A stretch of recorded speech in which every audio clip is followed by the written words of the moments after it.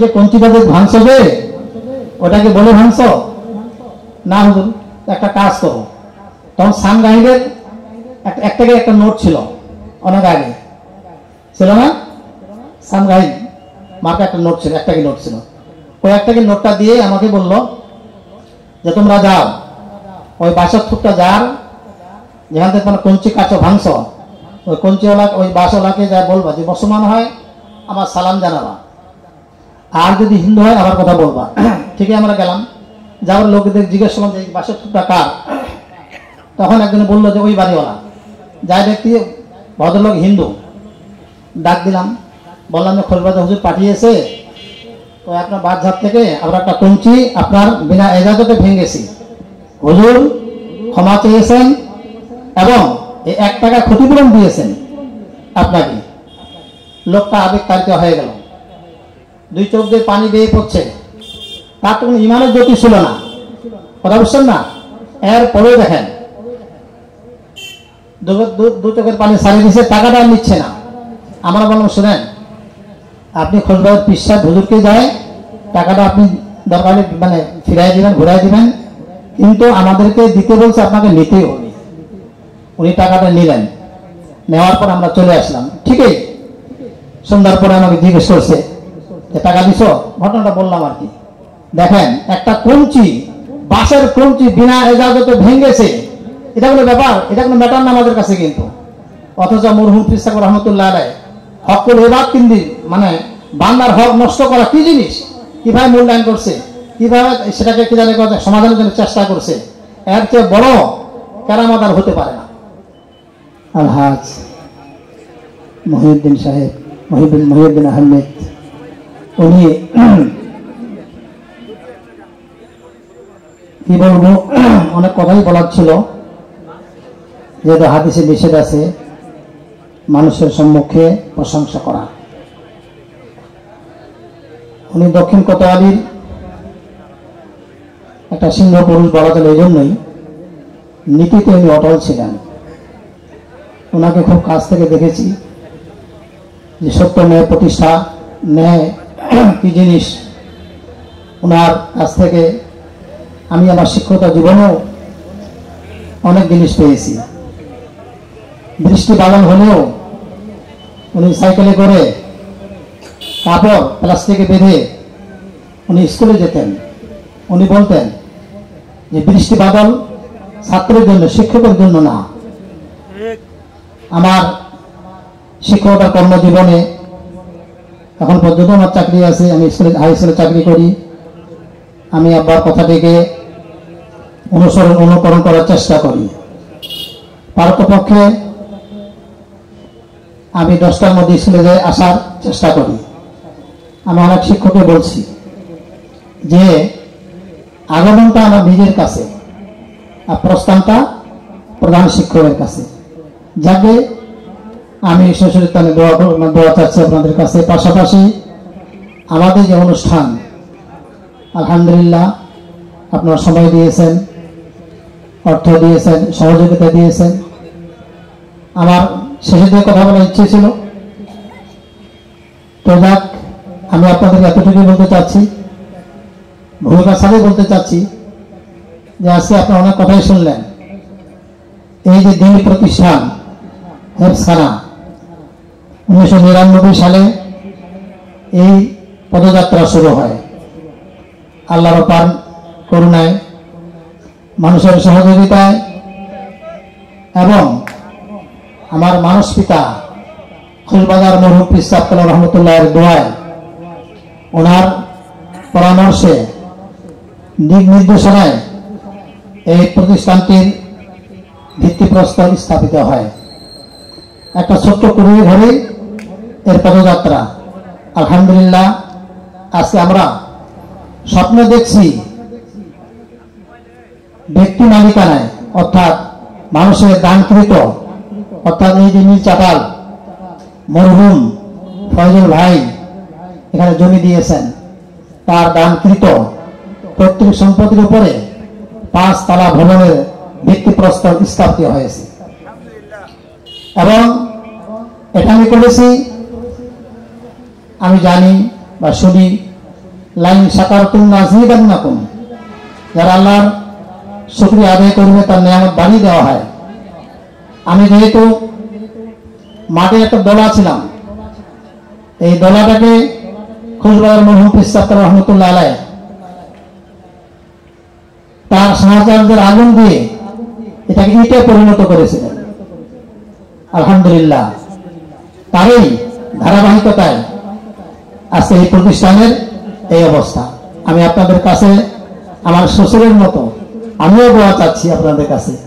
এই যে ভবন নির্মাণ হচ্ছে, আমি কারো সবার কিছু দোয়া চাইছি, কারো কারো সাহায্য চাইনি। আমি এরই ফাঁকে আলহামদুলিল্লাহ মাত্র 50,000 টাকা নিয়ে আমি কাজে নেমেছি। কয়েকদিন পরে 50,000 টাকা পেয়েছি। এই 3-4 দিন আগে একটা ঘোষণা আসছে 2 লক্ষ টাকা। সুবহানাল্লাহ। আপনারা দোয়া করবেন। আমি আশা করছি যদি সুস্থ থাকে, মানুষের দোয়া থাকে, সহযোগিতা থাকে, তাহলে এই যে একটা বিশাল কাজ, 5তলা ভবনের কাজ, আমাদের আর্থিক সংকটটা আছে, দ্বন্দ্বতা আছে, এরপরও আল্লাহর উপর ভরসা করে আমরা কাজ শুরু করেছি। আজকে একটি কথা না বললেই নয়, যে মনীষী আল্লাহ নবীর ছত্রছায়ায় আমার জীবনের পথ চলা, তার দুটি কথা না বললেই নয়। অনেকদিন আগের কথা, 35-38 বছর আগের কথা। খুশবাজার মরহুম পীর সাহেব রহমতুল্লাহ আলাইহ বর্ষা মৌসুমে সারসিনা থেকে একজন বড় কলম সৈনিক কায়েস হুজুর আসছিলেন। উনি বাংলাদেশের একজন প্রথিত যশা, অনেক বড় মাপের একজন আলিম। বর্ষা মৌসুম ছিল, তো হুজুর দোয়ার মাহফিল করবেন।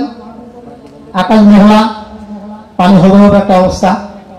এই পর্যায়ে আমরা খুব শঙ্কিত, তখন খুব ছোট ছিলাম, খুব শঙ্কিত আর কি। তো হুজুরের কাছাকাছি থাকতাম। তো হুজুর পায়চারি করতেছে, ওই প্রতিষ্ঠানটা লিস্টের পদক্ষেপ করতেছে, আর হাতে ছিল তসবিহ, কি যেন মুখ দিয়ে বিড়বিড় করে পড়তেছেন, আর উপর দিকে তাকায় ফু দিচ্ছেন। আমি ছোট ছিলাম, বুঝতে পারিনি বিষয়টা। আল্লাহু আকবার। উনি পদক্ষেপ করার পরে মুন্সিহাট একটা জায়গা আছে খুশবাজার উত্তরে, 1 মাইল ধরে সম্ভবত, আর এই ভুল্লি 2 মাইল ধরে, 2 কিলো দূরে। তো সেই কায়েসা হুজুরের মাহফিলে, দোয়ার মাহফিলে মানুষ আসার জন্য ওখানে খুব অপেক্ষা করতেছে। মুসলমানের বৃষ্টি হচ্ছে। এদিকে ঘটলো কি, হুজুর যে পদক্ষেপ করলেন যে আর কি তসবিহ হাতে নিয়ে, আর উপরে মুখ করে যে উনি মানে ফু দিচ্ছেন আর কি, এটা কি ঘটনা ঘটলো। এরপরে সেই মেঘের মাঝে, কালো মেঘের মাঝে, সব কালো সেয়ে গেছে। এরই ফাঁকে কার ইশারায়, কার দোয়ায় আল্লাহর করুণা আসলো। খানিকক্ষণ পরে মনে হচ্ছে আলোর ঝিলিক মাঠের মধ্যে পড়ে গেল। সুবহানাল্লাহ। এরপর অনুষ্ঠানটা হয়ে গেল। হওয়ার পরে ওস্তাদ নামে একজন মানে ব্যক্তি ছিলেন, উনি কোমল ওস্তাদ, সবাই ওনাকে ওস্তাদ বলতেন। তারপরে মাগরিবের পরে উনি আসছেন, আসে বলছেন যে আহা হুজুরের মাহফিলটা হলো না। তাই বলে ওস্তাদি মাহফিলটা হয়ে গেছে, দোয়ার মাহফিল হয়ে গেছে। হ্যাঁ, দোয়ার মাহফিল হয়ে গেছে, কিভাবে হলো? আমরা বৃষ্টির জন্য আসতে পারতেছি না। তা বললাম যে আমাদের এখানে বৃষ্টি কমে গেছিল, আলোর ঝিলিক ছিল, সুতরাং আমরা আবসা আলোতে এখানে মাহফিল হয়ে গেছে। যেটা বলতে চাচ্ছিলাম যে দেখুন, যে ব্যক্তিটির দোয়ার বদৌলতে মেঘ কেটে আলো আসলো, অনুষ্ঠান হলো, সেই মনীষীর কথা না বললে নয়। আরেকটা ছোট্ট কথা বলি, আমার আলোচনা এতটুকু। হাদিসের কথা তো আপনারা শুনতেছেন আর কি, মহৎ মনীষীদের কথা শুনতে হয়। বালিয়া নামে একটা জায়গা ছিল, হুজুরের মাহফিল ছিল, হুজুরের কাছাকাছি থাকতাম। হুজুর আমাকে নিয়ে গেছে, রাতভর মাহফিল ছিল। 10টার সময় খানা দানা করে আমরা আসতেছিলাম। গরুর গাড়ি ছিল, ওই দিন শুক্রবার ছিল, আমরা খুশবাজার এসে নামাজ পড়বো। তা গরুগুলো নড়তে ছিল না আর কি, তা লাঠি ওরকম ছিল আর কি। গরুকে তাড়া করার জন্য মাঝখানে একটা বাঁশের ঝাড় ছিল, বাঁশের থোপ, ওখান থেকে একটা কঞ্চি কেটে নিয়ে আসে আমরা গরুকে তাড়া করে মাদ্রাসায় গেছি। ঠিক আসরের পরে আমাকে ডাক দিছে, আমাকে কুট্টি হাফেজ বলতো আর কি, ছোট্ট হাফেজ আর কি। আর শোনো, ওই যে কঞ্চিটা যে ভাঙছো যে, ওটাকে বলে ভাঙছো না হুজুর, একটা কাজ করো। তখন সানগাহিদের একটা নোট ছিল, অনেক আগে ছিল না, সানগাহিদ মার্কা একটা নোট ছিল, একটা নোট ছিল। ওই একটা নোটটা দিয়ে আমাকে বললো যে তোমরা যাও ওই বাসার থুকটা যার যেখান থেকে তোমরা কঞ্চি কাছো ভাঙছ, ওই কঞ্চিওয়ালা ওই বাসওয়ালাকে যা বলবা যে মুসলমান হয় আমার সালাম জানাবা, আর যদি হিন্দু হয় আবার কথা বলবা। ঠিকই আমরা গেলাম, যাওয়ার লোকদের জিজ্ঞেস করলাম যে বাসার থুকটা কার।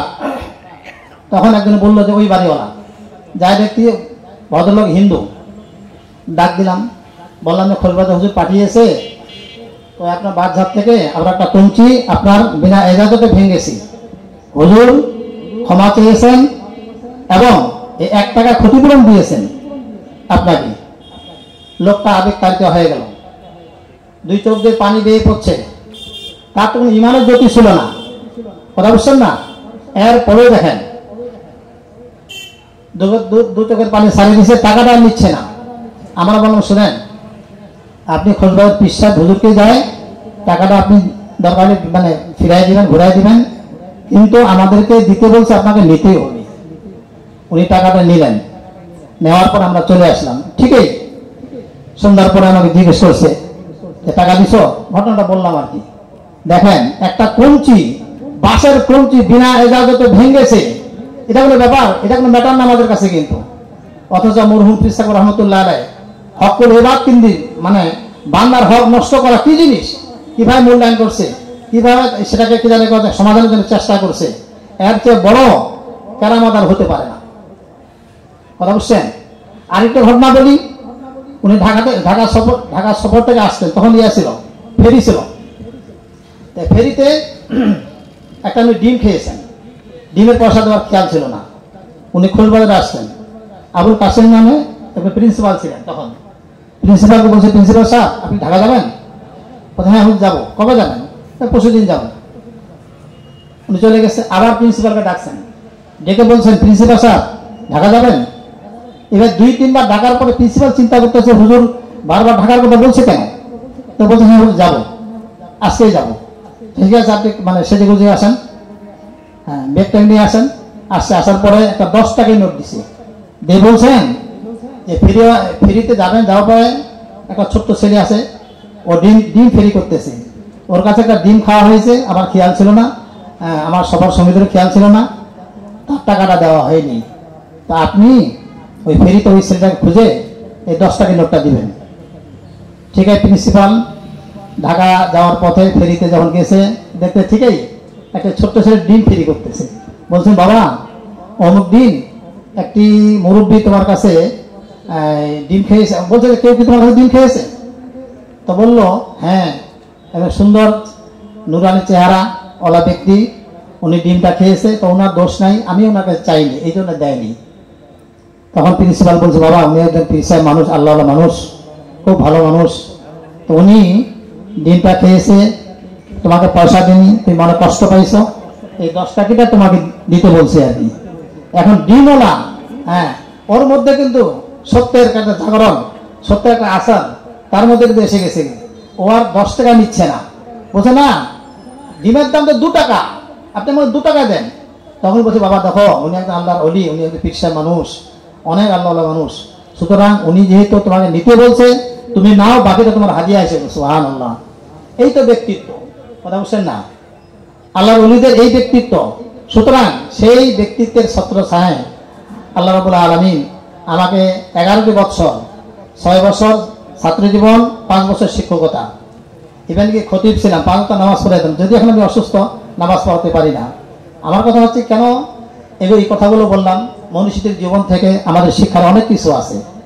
আজকে আমরা হাজার হাজার টাকা মাত্র মানুষের লোটপাট করার পরেও আমাদের সম্বিত আসে না, আমাদের অনুশোচনা আসে না, আমাদের মন কখনো নরম হয় না যে আমি কি অপরাধটা করলাম। এই জন্য আল্লাহ রাব্বুল আলামিন আমাদেরকে সত্য ন্যায়ের পথে চলার তৌফিক দান করুন। পাশাপাশি আজকের যে অনুষ্ঠান, এটা আসলে প্রাক্তন ছাত্রদেরকে নিয়ে অনুষ্ঠান, এখানে বাইরে কোনো অতিথি ছিল না, হ্যাঁ থাকারও আমি একটা খেয়াল করছিলাম, অনেকে বললো আমরা এটা করবো আর কি। যাকে আলহামদুলিল্লাহ যে শিল্পীগুলো আসছে, এই যে সোহাগ গাদি, ও একটা টিভি সেন্টারের ভাষ্যকার, কথা বুঝছেন। আরো যারা এখানে উপস্থাপক ছিলেন, উপস্থাপন করছেন, অনেক অনেক অনেক বড় বড় দায়িত্বে আছেন আলহামদুলিল্লাহ, জাতীয় শিল্পী পর্যায়ে। কিন্তু এই জন্য আপনাদের কতটুকু তারা আনন্দিত দিতে পেরেছে আমি জানি না, তবে আমি এতটুকুই মনে করব, যেহেতু এই প্রতিষ্ঠানে তারা ছাত্র, যারা যত সামান্য আপনাদের উপহার দিয়েছে, আপনারা তাদের জন্য দোয়া করবেন।